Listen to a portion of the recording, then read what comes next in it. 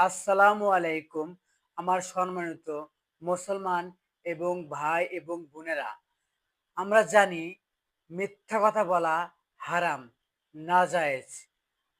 ৩ টা জায়গায় মিথ্যা কথা বলা জায়েজ আছে। আসুন আমরা জেনে নেই সেই ৩ টা জায়গা কোথায়? নাম্বার ১, স্বামী তার স্ত্রীকে খুশি করানোর জন্য মিথ্যা কথা বলা জায়েজ আছে। নাম্বার ২, ২ টা লোক ঝগড়া লেগেছে। সেখানে মিথ্যা কথা বইলে তাদের এই ঝগড়াকে থামিয়ে দিতে পারলে সেখানে মিথ্যা কথা বলা জায়েজ আছে। নাম্বার ৩, যুদ্ধের ময়দানে মিথ্যা কথা বলা জায়েজ আছে।